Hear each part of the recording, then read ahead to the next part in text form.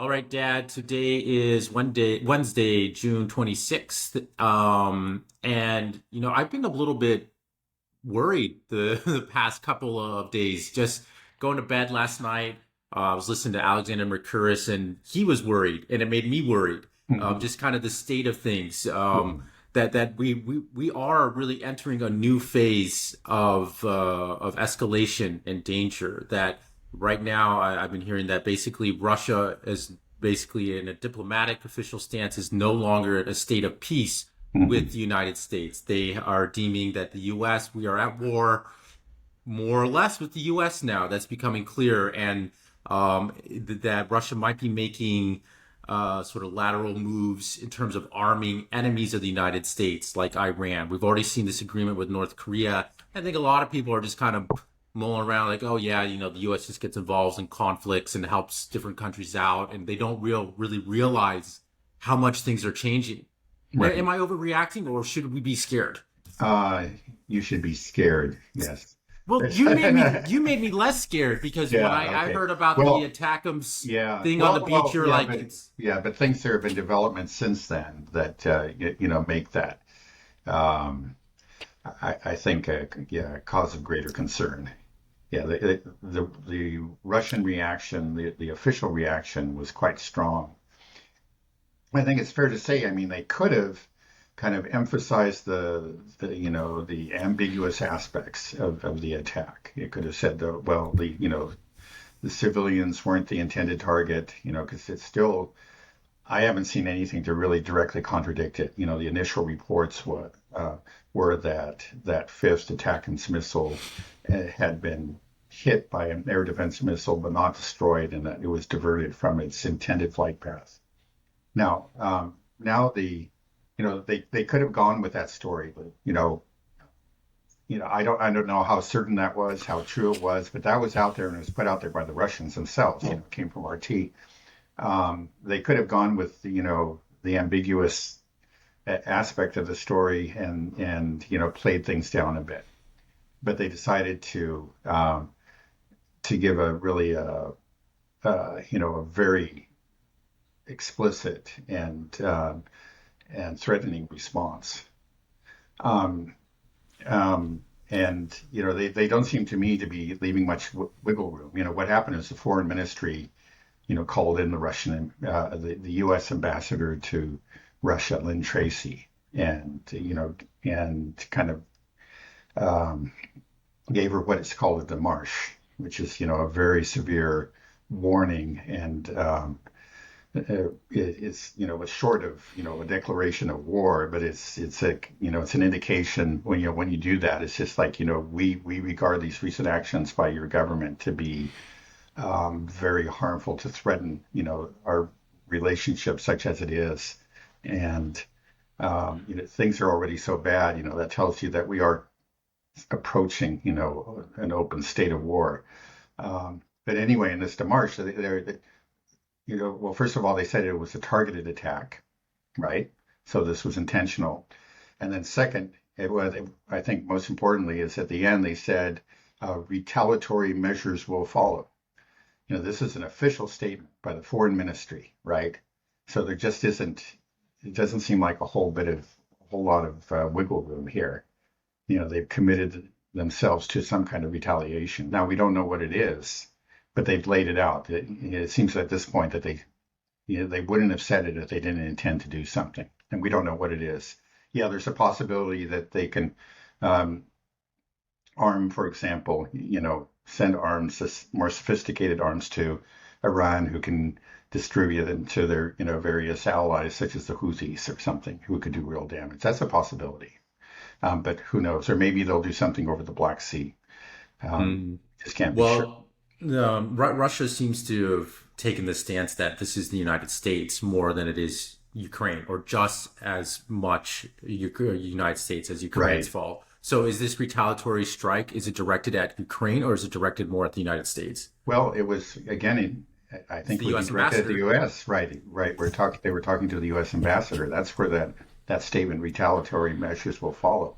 Now, it's possible that it'll be carried out within the territory of Ukraine, but maybe they'll strike U.S. targets um, We'll see. I have no idea what they're planning.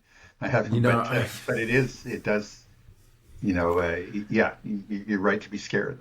That's what I would say. I mean, it's a scary, it's inevitable. The thing is, like, it wasn't just this one incident. Of course, there have been these changes, like the adjustments to policies to allow U.S. missiles to strike targets within pre-2014 Russia. And at first, mm, that was just outside the Kharkov region, but that lasted like 2 weeks, if even that. And then they said, well, actually, wherever it's necessary, like if the Russians are coming, preparing to attack from any place within 2014 Russia, the Ukrainians are free to use our weapons to attack them. So they're already expanding, that initial very limited escalation is, and maybe it's just like the Russians are using this to say, okay, enough is enough. We didn't want to escalate, but we're telling you this, you can't go down this path. There is going to be a response to this. so, do you think American servicemen will die, and get It killed could in happen. some, I mean, it certainly could happen. I mean, in the end, um, really, um, the Americans only have themselves to blame. I mean, they decided to become, as the Russian Foreign Ministry said, a party to this conflict and to become mm, involved in attacks that were killing Russians. right. So, and again, if you ever stop and think, like, like we've done and other people have done, you stop and try to look at it from the Russian point of view, and if um, This happened to us. yeah, if this happened to us, again, how would we respond? If this was the beach in Miami, how would we respond? Even if it wasn't intentional, like we're actually because they were just aiming at an air base not too far from Miami or something. Nobody would care about that. People would be shrieking bloody murder and demanding vengeance, right? And there's Mm, no question about it. And so it's, I think the Russians feel like they just have to respond at this point. right. If I was a service member in any of these bases in the Middle East or throughout the region, I would be terrified. I mean, because when we're talking about, Russia arming the enemies of the United States, then, we're talking about, where they said like the Houthis throughout the, Iran, Hezbollah, these people out throughout the Middle East, and we got 800 military bases scattered all over the world. Right. If they have Russian missile technology and weaponry, there's nothing that they're just sitting ducks out there. Right. And what Right. can Well, they do? even with the missiles they have, they can do a lot of damage. Certainly the Iranians could do a great deal of damage with what they have, but the Russians can make sure that the damage is, all the more severe. And um, so, yeah, clearly the Americans are vulnerable in the Middle East. I think it's something that it's a reason that the Pentagon is one of the reasons, anyway, that the Pentagon has been very reluctant to engage Iran in a conflict because they understand Hmm. their vulnerability there. Yeah, the balance of power in the world has shifted so much since the start of this SMO. Yeah. Maybe can you talk about that? How would you assess the current balance of power in the world right now? Is it? It seems like everything is moving, consolidating towards the BRICS global South, Mhm. and it's just NATO is being left alone, isolated, and all of a sudden, we have Russia we're seeing with the very advanced weaponry being able to produce in mass. We see this Right. alliance where North Korea actually, surprise, surprise, I wasn't even aware it was a nuclear power and actually has some pretty impressive military technology. They're Hmm. dirt poor and their people are suffering, Yeah. but Right. they actually can do some damage. And same thing with Iran. What I've learned over the past year, just speaking with you, it's just like, wow, Iran is really advanced. And of course, we know about China. You've been there 10 years. Its productive capacity, it's incredible. So to me, it seems like it's just clear that the balance of power is tilted very, very heavily in the favor of the new world order that's being the new Uh-huh. The Russia multipolar world. multipolar order, that Right. the non-NATO US order. Right. Yeah. So um, I mean, that's the whole point of it, is that it's not hegemonic. There's not one, country that is aiming to dominate. It's not like, okay, well, we're going to knock the U.S. off its roost, and now the new hegemon is going to be China or Russia or the two of them. The whole idea of a multipolar world order is that, yeah, there is no hegemon. There are different civilizations and sovereign states, and they're free to pursue their own um, avenues of development, right? Both whether it's you're talking about culture or economics or whatever. Um, and yeah, that's the multipolar world that's envisioned, and it seems like yeah, it's certainly in the last few years we've taken some very um, say significant strides towards achieving that ideal that of bringing Mm. about the new multipolar world. Yeah, I mean, well, first of all, you can see there's a real obvious shift in economics, and then economics in the end, you know, tends to be the deciding factor because everything else, not everything, but a lot of things are built on that. Particular uh, military capabilities are to a great extent dependent on economic capabilities, right? And you can Mhm. see a shift now. But the G7, which used to be each G7 meeting used to be a real big deal because these were the seven leading economies of the world. This was at one time that was more or less true. Um, but now they represent less than 10% of the world economy, and the BRICS members account for quite a bit more than that. Um, so there has been a shift, obviously. Well, if we look at the top, we were talking about the World Bank study, right, not too long ago that got a lot of people riled up. Well, the largest economy in PPP terms, which is the real way to measure an economy, is China, and then that's followed by the U.S. But then, okay, we have number three is India, and then Mm. number four is Russia. Right. So, So the of the top top three, four, three of the right? four are in BRICS. Yeah, right. Three out of the four are in bricks, right? Right. And then, I think that even that, like, looking at, for example, GDP and PPP terms, yeah, that's important, but it still doesn't capture the whole reality. And, we're Mm. seeing that in the course of this SMO, right? Um, I've been surprised, and other people. I was just hearing that actually Scott Ritter was just saying the other day that he was sure, like that, that NATO would start cranking out a huge amount of weapons, and that if the Russians didn't achieve a lightning victory, it would be curtains for the Russians because the economies of the West, the combined economic power of the United States and Europe was just so much greater than Russia. How could Russia actually outlast them? And we've seen though that that actually that okay, yeah, maybe if you're even in looking at PP terms, if you add up all those economies, there's a lot more economic power, but they don't seem to be able to produce the things they need when they need them. When a Mm. conflict breaks out, there's an effort. They're beginning to ramp up, but they're so far behind that it looks like they're never going to catch up with the Russians.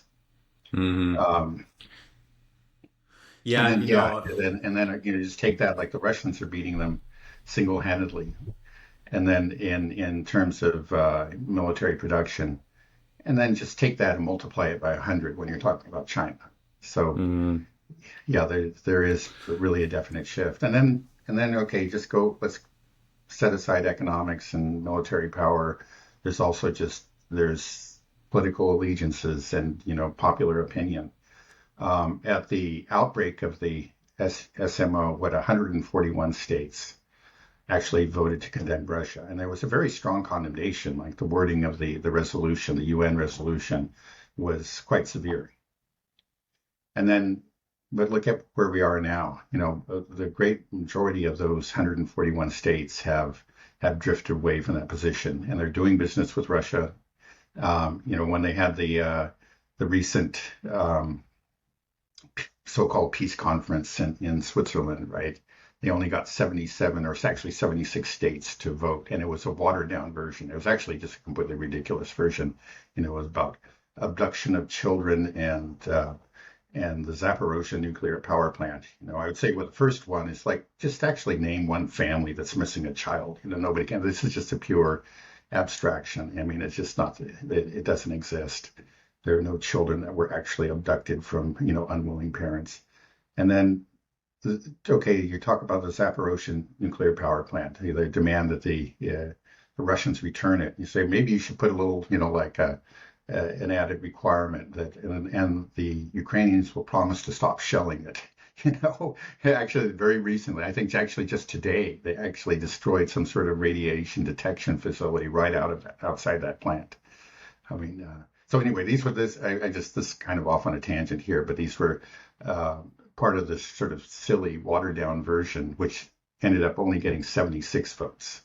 It wasn't the severe condemnation, and they can only get about half of the amount of support that they had initially. And clearly, a lot of those people don't even really, they're going along with it because they feel like they got to go along with it and maintain good relations with the U.S. I think the true believers are actually just pretty much now the NATO states, and that when you go out behind that, most people are looking at that, and especially after this Gaza war, they don't feel any outrage. They started to understand, what the Russian position is, and they don't see any reason why they shouldn't maintain friendly relations with Russia.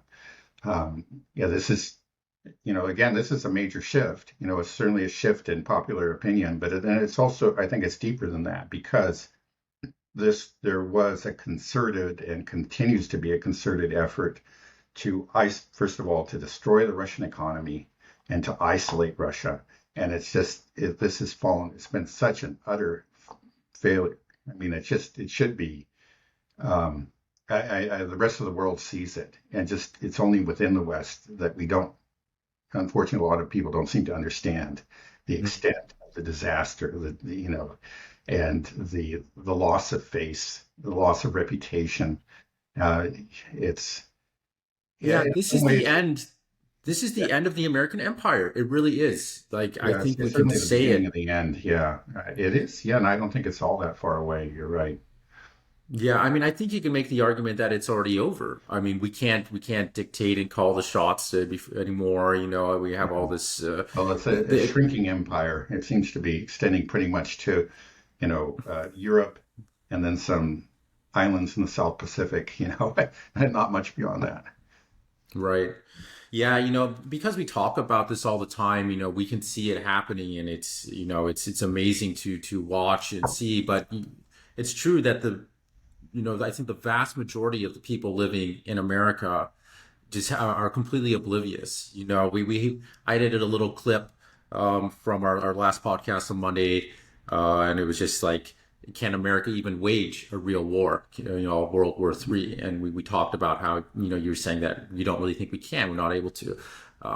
That got the most hate. Everybody's like, "Oh, America's number one." You have no idea. America's so much more powerful. All these other Right. countries, Russia, China, they're just backwards. And you wait till America starts spinning up. And it's like you don't understand. We can't spin up. We've been trying to spin up for a Right. couple of years, and it's just been utter failure. And people think like, oh well, before World War II started, America didn't have a huge military capacity, and look what happens. Like, yes, back then we built everything here. Though we Right. had Yeah, actually, factories, we we were had. turning out ships like a one ship a day. That Mm, was the old. That's kind of like China is now. But the old America did have this tremendous productive capacity. But this is not just like, okay, there's been, where this is peacetime America and we can fire things up. No, the um, America has been hollowed out, over the course of the last few decades, and it's,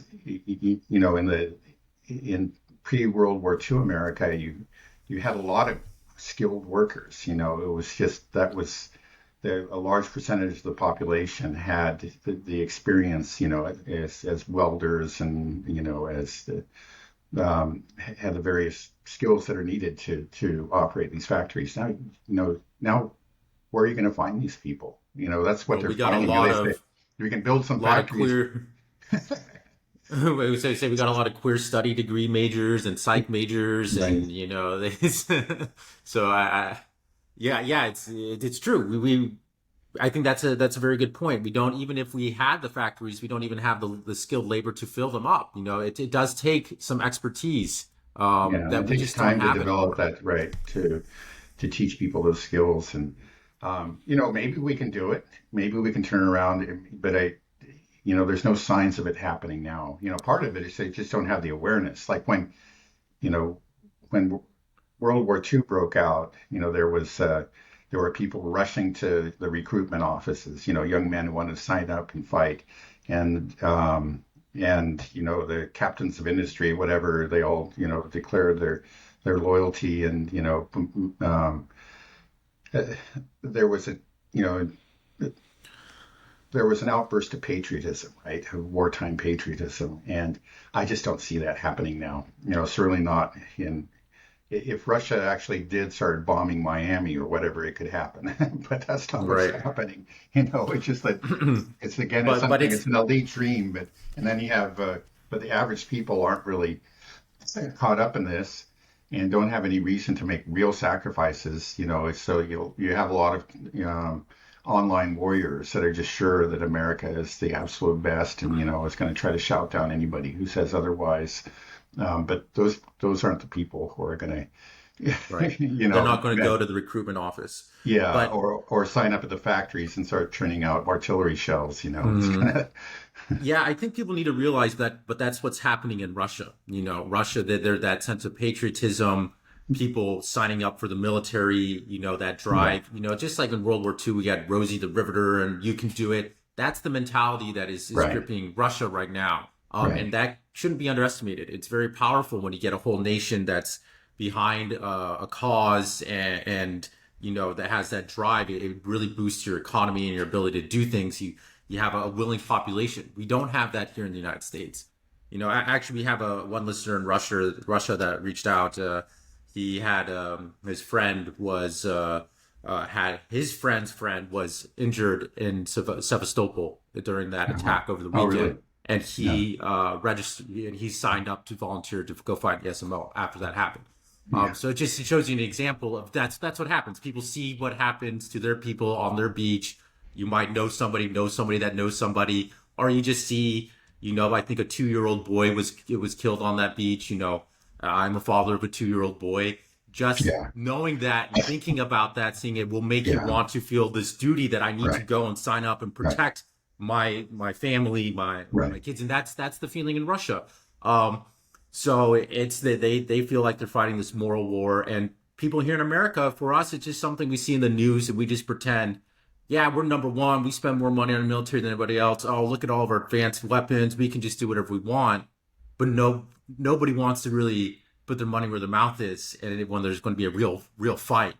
Right. Um, Yeah, just so spend yeah, five we're minutes in just the playing with trenches fire. and again, right. Well, Yeah. yeah, we're doing But, this. And we know right. there's not popular support for this war, even if war does break out between Russia and the U.S. Like, do you think Americans will be running to the recruitment office? Because I think something that people should realize is Russia is always very careful and calculated. They say they're going to retaliate, but I know they're not going to do something like bomb a beach in Miami. You bombed Right. our beach, we'll bomb yours. They know that we can't give any excuse. Right. They can't give Americans any excuse to get riled up and get that sense of patriotism and have like a, post 9/11 event where everyone's Right. waving flags and signing up for the military. So they want to make sure that it's calculated and that we're not going to try to harm civilians, or do anything to start something big. But if you are a military service member, I would be worried for you. If you're deployed overseas, it's getting dangerous for you out there. And it's because of the United States, what we're doing here. If you want to be mad, don't be mad at Russia. Be mad at the fact that your government is endangering your life over there Hmm. from its actions. That it's not helping secure the United States. You signed up to the military to protect America. This is not protecting America. This is putting America in danger, and it might get you killed. So it's really sad. Yeah, I don't know. Yeah. Well, I don't disagree. Mm. Um. Okay. Well, maybe we can move over a little bit to the Middle East now. Um. The presidential debate is coming tomorrow. We were saying Okay, that I there's guess I'm going to gonna, have to, for the sake of our listeners, I'm going to have to subject myself to that. yeah. It may be entertaining. I'm sure it will uh, be in some ways.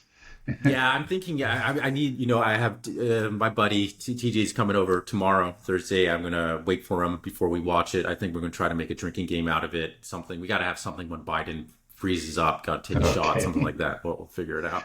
But yeah, do we feel like there's been, we still have that prediction that I've been kind of just watching very closely like a hawk if Israel's going to make a move. Yeah. Um, Well, the latest indications are that they're still moving in that direction, right? They're apparently the reports are moving troops, up to the northern border. I believe it was just today, or maybe it was yesterday, that Canada advised its citizens to leave Lebanon as soon as possible. Um, None of that is proof that it's going to happen, but it's clear that a lot of people are expecting it to happen. And then the UN Secretary General was kind of raised the alarm too yesterday. So yeah, we've seen it. I think it's going to happen. I think it's going to be soon. Maybe there will be a last minute event that pulls us back from the brink, or, or but I wouldn't bet on it. and, we were talking about the potential of a tactical nuclear weapon being used. And we kind of walked through that whole scenario at the end of the last podcast. And that's another thing that kind of got me scared because the more we talked through it, the more I felt like that the probability of it happening is a lot higher than people may realize. Yeah, Like it I could think be a yeah, 50-50 chance. right, especially in Israel there, because again, Israel is a small country, and it doesn't have a deep hinterland. If things go drastically wrong, and they really could, maybe they have some great plan, they're going to be successful in defeating Hezbollah, but I wouldn't bank on it. It could go catastrophically wrong for them, and in a way that could actually threaten, the future of the Israeli state. And if that happens, I think they really would yeah, use nuclear weapons. So, we are looking at a realistic possibility of that happening sometime in the not so distant future. What would that mean for the world? What do you think? Would you I mean, if would Israel? Do you think will they just if you're just in the Middle East, are you need to be scared? Or I mean, like, would Israel nuke other places if things Yeah. get Well, I really? mean, the Samson option, what I've heard is that they have, if Israel is clearly going to fall, then they're just, it's kind of the last um, nihilistic uh, gesture. They would send out bombs to various capitals in the region. And as far as Moscow, this was something I heard like 30, 40 years ago, like that Moscow was one of the targets. Um, I don't think it would make it to Moscow, to be honest. I think the Russians would be ready for them. They'd have to cross a lot of territory. They don't have hypersonic missiles. They don't have ICBMs, to my knowledge. It would have to be like an F-35, and I don't think it could go that far. But a lot of places like Istanbul, I think would have Oh my God, no reason to fear. Yeah, like Cairo would. yeah, possibly Cairo too. Yes. Yeah. So maybe don't want to think about this too much, but that's the danger is that we've if Israel really starts losing, then I think we can see, the beginning of a nuclear response, and it could go from a fairly limited one, like in Lebanon, to a general response, which could be horrific.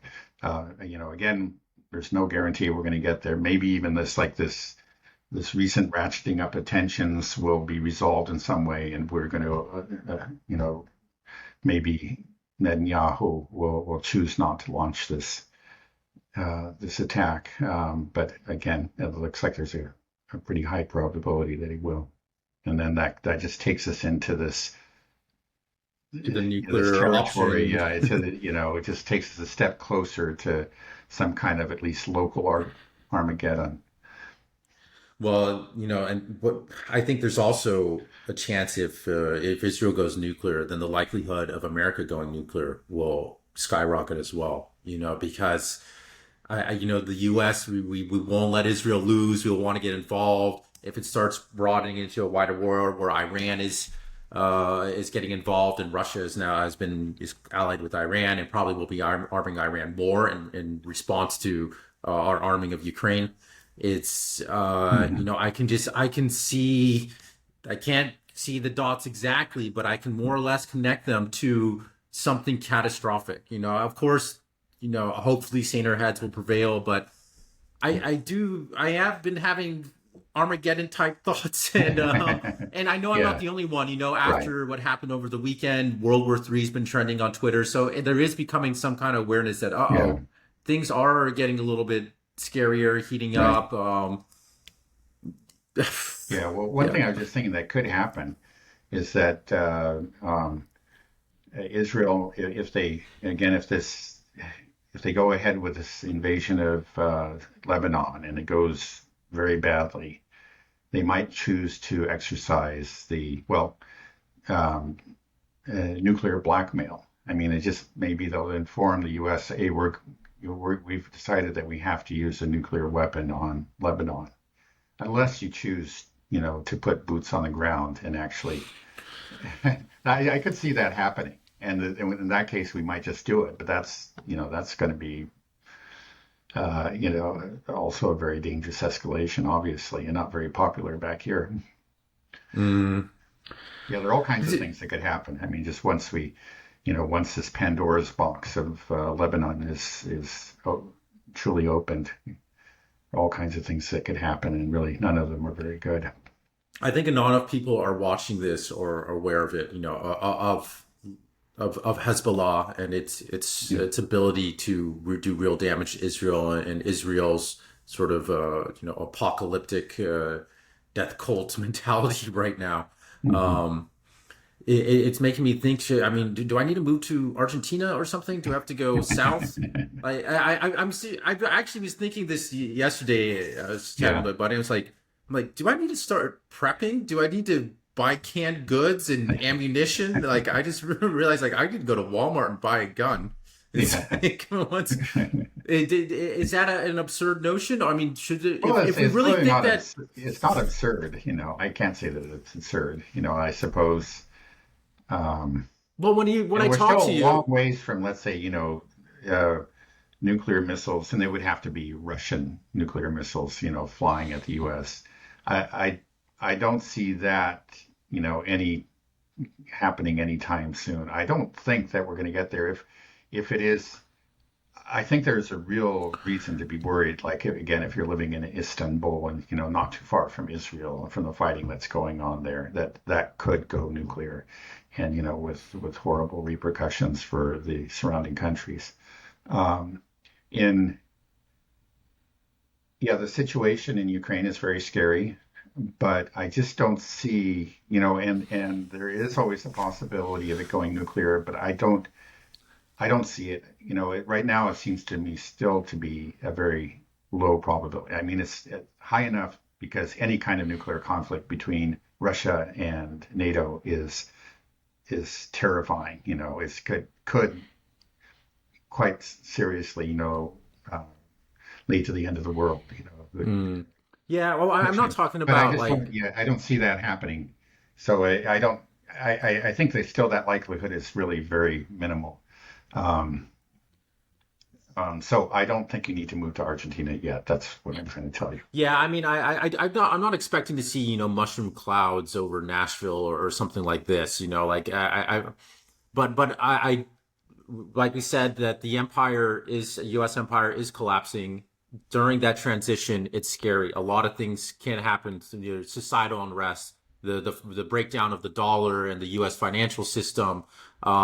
Over commitments in, if we do get involved in Lebanon or a nuke is used in Lebanon and Beirut or something like this. Maybe we won't get nuked, but it will have repercussions throughout the world. China could Hmm. sanction us and stop shipping us goods. We could Uh-huh. be there could be, it could go crazy here, and there could be a lot of just unrest and scariness in your own country without actual missiles raining down on your country or gunfire. But I'm Yeah. just thinking that there is a Right. chance of societal Yeah. breakdown in the United States, Well, yeah, or there if certainly Justin is. I Trump mean, gets there, elected, there's going to right. be a societal breakdown. you Yeah. know? Yeah. No, no, I think actually, when talking about the U.S., probably it's domestic factors that are going to be decisive. I mean, certainly the the effects of the decline of the American empire are significant. It can be very significant. We've talked about that, the decline of the dollar. That's going to have real consequences in the U.S., and it's going to, I think, reduce the power of the federal government. It's always been able to print dollars to solve all its problems. At some point, it won't be able to do that anymore, and that's going to change everything. And I think that, yeah, there will be um, real divisions, or instability will result. And I'm not even going to try to predict how that's all going to play out. Um, yeah, but not, yeah, but yeah, I agree. There's no reason to expect to see mushroom clouds or anything on the horizon. You Mm. know, Yeah, I feel like the mentality that most of our politicians have, and to be honest, that I have as well, is that the U.S. is too far gone when it comes to its national debt, and its financial obligations. It just can't meet them. It has to print money, yeah, and trying right, to balance the budget is just going to be so unpopular that people don't even want to think about it or bother it. right, So they're just like, you know what, full steam ahead. Everybody take as much as you can now while you right. still can. We know it's going to collapse. Maybe it Yeah, won't then collapse we'll on just our start. watch. Yeah, right. We So, hopefully, right. They just kick the can down the road, and yeah, it used to have actually serious discussions of balancing the budget. There were, politicians that made, fiscal rectitude, an important part of their campaigns. I'm the guy who I'm not tax and spend. I'm the guy who's going to keep our fiscal house in order. Now you don't even hear about it because it's so far out of order, and there's just no, like you say, it seems like there's just no way to solve the problem. That the problem gets so huge. Like the elephant in the room is this huge woolly mammoth right now, and mm, what can you do? So you just kind of pretend that he's not there. right. Right. Well, I mean, that's why I'm just not that excited about, our elections. First it's Trump and Biden, and is anybody can anybody do anything, even if they were in power, even if we had a great person? I mean, sometimes you hear talk like, I was excited with Vivek in the beginning because he was kind of talking about, what we need is kind of a revolution and gut through the whole system and restart it, kind of, which is what I think is the only solution at this point. But I don't know if it's will ever be feasible. um, so yeah, we just sit. We don't. I mean, do you think that any politician can make a difference? Does it matter who gets elected? I mean, It matters, but not very much. I really don't. Well, first of all, there really isn't a whole lot of difference, especially in foreign policy issues, between the two main candidates right now. Um, there are differences, and uh, but they're not. In the end, it seems like nothing much changes. It's that permanent bureaucracy of the deep state that continues to run things. I mean, to make a real change, you have to have really a thoroughgoing revolution. It has to be more than one individual. I think people overestimate the power of a president. You say the president will take, the president does have some power. He can change things. He can slightly change the direction of things. If he's very intelligent, he may, and he's looking at things in the long term. He chooses his battles, and he may succeed in like um, restaffing, one particular agency, and putting it on a different course. But there's the rest of the blob, as they call it, the rest of um, the military industrial complex is still there. And I don't think any one president really could defeat it. He could have some limited successes at the edge. And if you had, other presidents who followed a continued way, he could eventually achieve a transformation. But I think we just don't have that much time. Um, Yeah, yeah. The thing is, it's not going to be an individual. You need to really have, a real revolution is not carried out by one individual. It's carried out by a party. It's like a larger organization, a movement. A large number of people that have already undergone a mental revolution and or envision a different kind of society, understand where the problems are, and you need all those people. You can't, because when that finally you get that, your candidate elected, he needs foot soldiers, right? He needs people to staff these agencies. That's one of the problems. It's like, you get Trump in there or whoever, Vivek, somebody who really does have different ideas, but he doesn't have the foot soldiers. They're just too few. The rest, all these people that are staffing the agencies, the people that are applying for new positions, they still have the establishment way of thinking. And you can get them in there, you can issue your instructions, and they'll do what they can to make sure that they don't really take effect. Right. Well, what I think will happen is if someone like Trump gets elected, which he probably will, and let's say he has someone like Vivek as his vice president, I think what you're going to see is a real power struggle, and it'll be more apparent because people are watching it now, and we'll see the real battle between the CIA, the deep state, all these central. We Well, we already saw that see. in his last We're term. seeing it right now. We're seeing it with the lawfare. We're seeing it just with everything with the media.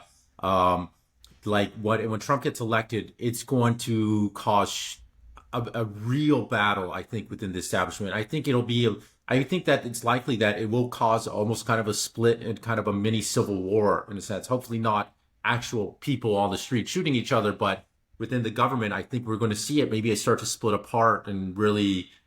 I don't think it's going to recover from a Trump election. I don't think it'll recover from a Biden election either. Uh-huh.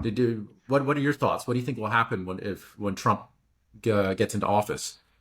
Well, it depends on, if he actually chose somebody like Vivek, yeah, I think you would see fairly open conflict. I think they would regard him as a real threat, right? And even though he's the vice president, a vice president doesn't really have a whole lot of power.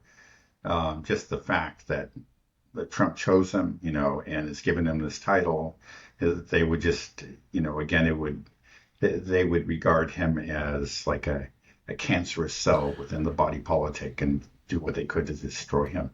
Um, but if he chooses some empty suit, which he may very well do, I think that will lower the temperature somewhat. They'll see, okay, yeah, we can tame Trump. Maybe we were a little bit too open about our, hey, we'll use different methods. We'll You screw really around with think our people. that will tame Trump after everything they've done through Trump for the Russia Gate, going after him, you get 34 Yeah, felony counts. again, You I'm really more, think he's going to just yeah, roll over? he might. The thing is, the guy, I guess I am more cynical of Trump than you and a lot of other people are. I was so disappointed with him the first time around, by his appointments and his policies. He said some great things during the campaign. He occasionally said some great things while he was president, but he just didn't follow through. He just didn't seem to have the discipline to really carry through with these things. And yeah, he'll probably, just knowing him, he'll carry on some petty vendettas against individuals who crossed him. But I don't think he really has, again, the kind of the intellectual discipline and the general understanding to know how to go after his enemies, understand really who his enemies are, and go after them in any sort of meaningful way. I think you'll see a Well, lot of, I think it doesn't even matter if he does. I think just the fact that Trump gets elected will cause sort of an allergic reaction to half yeah, the country and to the right. deep state that they just kind of, that's what they did the first Yeah, oh, time it's true. around. I And mean, that's it's like what's caused the they problem. actually didn't, he wasn't really the threat that they imagined. And it's still true. I mean, it's just like, I think that's one of the reasons that Trump gets more credit, I think, actually, than I believe he deserves. It's For just that exposing the deep state. It's just it's because he's just such an asshole that, well, it's just that yeah, well, it's right because of the reactions to him. You get these people that are hysterical. He's going to destroy NATO and whatever and whatever. Actually, he strengthened NATO, and I think in the end he probably will again. But it's the just the name Trump. just causes people to go berserk. Mm, TDS, Trump Derangement Syndrome is for real. And so right. you're right. I mean, it seems like the most damage he does is just by being Trump. He may not, I don't think he has any program to really change things, but just by being Trump and then issuing these outrageous tweets. Sometimes, actually, the most so-called outrageous tweets are the ones where he just says something that's plainly true, like he just lets it slip, and then everybody goes crazy. You're not supposed to say that. It's just who knows what they'll do. We saw the craziness of the first term. Who knows how they're going to go after him the next time. It's their, yeah. I mean, Trump just has a way of kind of he will hasten the end of the U.S. empire and the U.S. government, not because he has some sensible program to do it, but just by being Trump. Yeah. Yeah, no, it's really interesting to watch Trump derangement syndrome. Like I know a lot of people, a lot of my friends, parents, and it's just funny, and it's ironically it's the kind of the thing that I like about Trump is that Yeah. Well, and sometimes. that's his appeal to a lot of people. It's like Yeah. this is it's just that it makes people just go insane. I mean, maybe I Yeah. shouldn't be happy that it happens, but Yeah. it exposed the deep state, and that's why I'm Right. happy I think about he Trump. right. I think he did a lot of damage, right, exactly to the deep state and uh, to the the political elite. Again, Mm. not because he knew how to attack them. It's just that just by being Trump, they started foaming at the mouth, and then that's ordinary people are looking up there and like, what the heck is happening? Who are Yeah, these right, people? right, And right. you never saw it before, but people are noticing things, that they didn't notice before. Yeah, right. Yeah, no, it's really crazy because I mean, yeah, I don't know how much things really changed for the average person under Trump. Everybody was saying that this is Hitler, and everyone's like, "Whoa!" I mean, I'm still going to Kroger's buying my gallon of milk, and Yeah, right. the pro gas is low or whatever. It seems like things are okay. Um, yeah, it's really really interesting. But I think it's going to be really messy after this election. I don't know if the Yeah. U.S. doesn't get destroyed by its foreign policy, it'll get destroyed by just sort of the domestic turmoil here Right. I think internally. it'll be, in the end, it'll be destroyed by its domestic turmoil, but the foreign policy decline is going to contribute mightily to that. Mm. So I should, That but would be don't my move to guess. Argentina. Yeah, things could be even worse in Argentina, to be honest. Just, Okay, okay. maybe El Salvador. I don't know. Yeah, I mean Argentina. I don't even know. Milei is kind of a weird guy. Very weird guy. Yeah. Like I part of things I used to think like, oh, this guy's great, and then how he's just so pro-Israel and pro-West and anti-China so much kind of Yeah, turned no, me he's off very from him. extreme in that way. Right. Yeah. Okay. Well, are there any other updates you want to talk about? No, I Any think big news? yeah, the really okay. I think the major development again is the official Russian reaction, and we covered that. And Hmm. yeah, that certainly has ratcheted up tensions. And then I think on the other side too, it's just a failure for the U.S. to do anything to say, like, oh, we regret that this terrible incident occurred. There just wasn't any expression of sympathy. And then, of course, from the Ukrainians, as expected, you have, an advisor, Zelensky, actually saying, yeah, basically those people on the beach were guilty, just Hmm. because they're there in Crimea. That, again, the Russians saw all that, and that just has to, aggravate the situation. Yeah. Right. Okay. Well, I think I need to go buy some prepping stuff. I Okay. feel more I talk to you, I think I got to buy some canned goods. I, I don't know. Okay. Well, we'll see Friday. I'm still just waiting for Okay. this Israel Lebanon situation. We'll have a lot to talk about. Yeah, watch the Biden Trump debate. I Okay. I think it'll be will. interesting to see. We can go over that as well. Um, okay, all right, then we'll end it here. Thanks a lot, Dad. All right.